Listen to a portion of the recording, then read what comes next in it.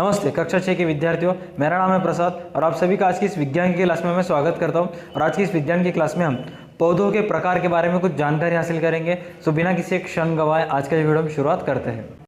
परिचय। बच्चों, हमारे चारों ओर विभिन्न रूपों में जीवन मौजूद है, जैसे पेड़ पौधे, कीड़े मकोड़े, जानवर और मानव इत्यादि। हर जीवित चीज भिन्न भिन्न प्रकार के अंगों से मिलकर बनी होती है और प्रत्येक अंग का अपना एक विशेष कार्य सुनिश्चित किया गया है। इस अध्याय में हम पौधों के विभिन्न भागों को जानेंगे और उनके कार्यों को भी समझेंगे।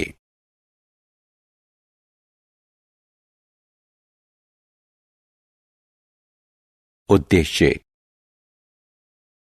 इस पाठ के अंत में आप निम्न करने में सक्षम हो जाएंगे: अलग अलग प्रकार के पौधों को पहचानना, पौधों के भागों की सूची बनाना, भिन्न भिन्न प्रकार की जड़ों को पहचानना, जड़ों के कार्यों की सूची बनाना, तने की बनावट और कार्य को समझना। पौधों के प्रकार। हम अपने चारों ओर विभिन्न प्रकार के पौधों को बढ़ते हुए देखते हैं। इनके अलग अलग रूप होते हैं।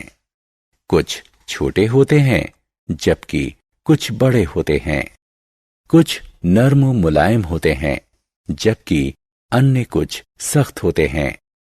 मूलतः पौधों को उनकी विशेषताओं के आधार पर 3 भागों में वर्गीकृत किया गया है, जैसे शाख, झाड़ी और वृक्ष। पौधों के भाग।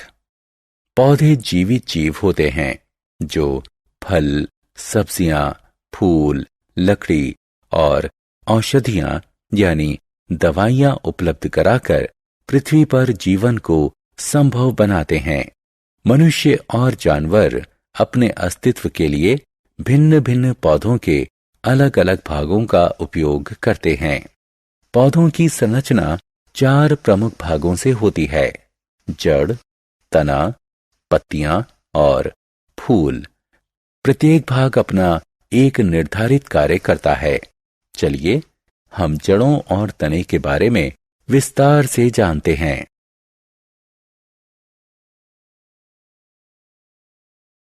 जड़ें। चलिए हम अपनी चर्चा पौधों की जड़ों से आरंभ करते हैं। जड़ें जमीन के नीचे होती हैं, जो पौधों की संरचना का हिस्सा होती हैं।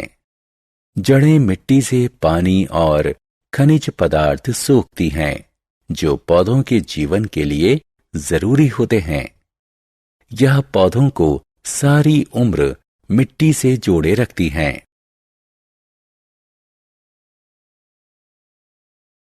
जड़ों के महत्व को दर्शाने के लिए क्रिया। आइए पौधों के जीवन में जड़ों के महत्व को दर्शाने के लिए एक क्रियाकलाप करते हैं। हम 2 पौधे लेते हैं, ए और बी। बी पौधे की जड़ें काट देते हैं। ए और बी दोनों पौधों को मिट्टी में लगाते हैं और प्रतिदिन उन्हें पानी देते हैं। कुछ दिन बाद पौधा ए उतना ही स्वस्थ दिखता है जितना स्वस्थ वह पहले दिन था। इसके विपरीत पौधा बी मुरझाया हुआ है। इससे यह साबित होता है कि जड़ें मिट्टी से पानी और खनिज पदार्थ सोखती हैं और उन्हें पौधे के विभिन्न भागों तक पहुंचाती हैं। अब दोनों पौधों को मिट्टी से उखाड़ने की कोशिश करते हैं। पौधा ए अपनी जड़ों के सहारे मिट्टी में मजबूती से जुड़ा है, इसलिए इसे बाहर खींचना मुश्किल है। लेकिन पौधा बी की जड़ें नहीं हैं, इसलिए यह आसानी से बाहर निकल आया। इससे यह सिद्ध होता है कि जड़ें पौधों को मिट्टी में मजबूती से खड़ा रखती हैं।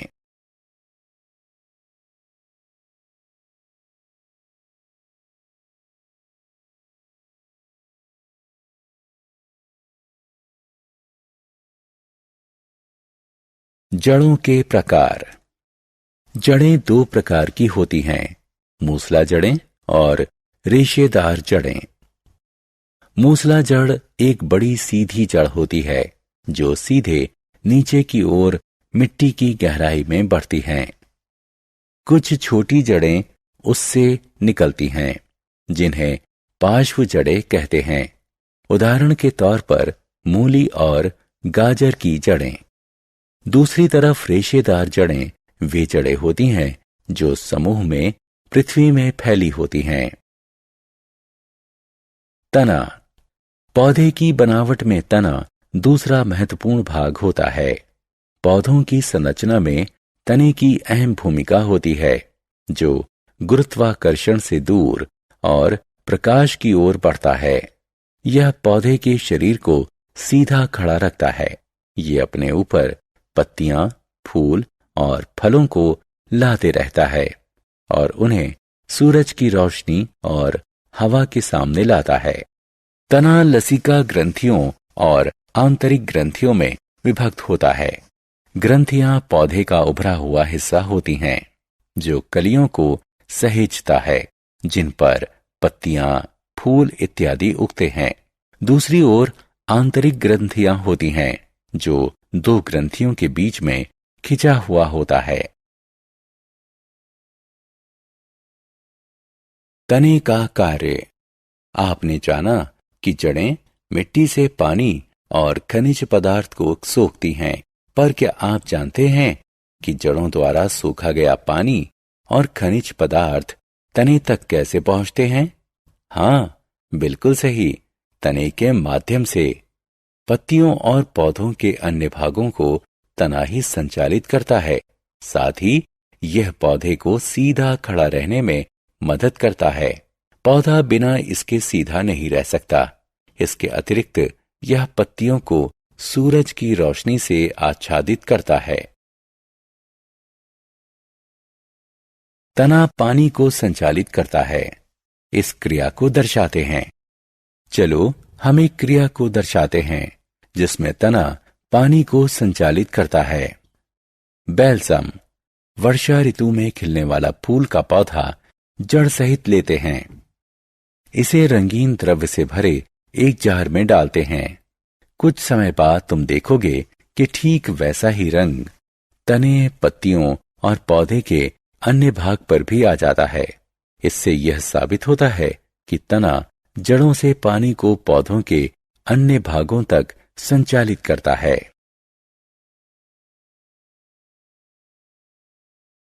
सारांश। आइए हमने जो कुछ सीखा है उसे संक्षेप में दोहराएं। पौधों के 4 महत्वपूर्ण भाग होते हैं: जड़ें, तना, पत्तियां और फूल। जड़ें मिट्टी से पानी और खनिज पदार्थ सोखती हैं और पेड़ को मजबूती से खड़ा करती हैं। तना पौधे को सीधा खड़ा रहने में महत्वपूर्ण भूमिका निभाता है और इस पर पत्तियां, फल, फूल और बीज लगते हैं।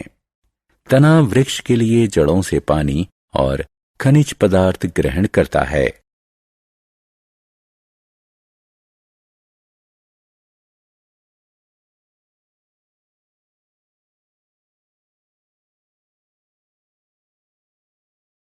आप सभी बच्चों का तहे दिल से धन्यवाद इस वीडियो को फिर से एक बार देखने के लिए। आपसे ये उम्मीद है कि आप इस वीडियो को लाइक करोगे, शेयर करोगे, इस वीडियो की लिंक आपके फ्रेंड्स के साथ शेयर करोगे।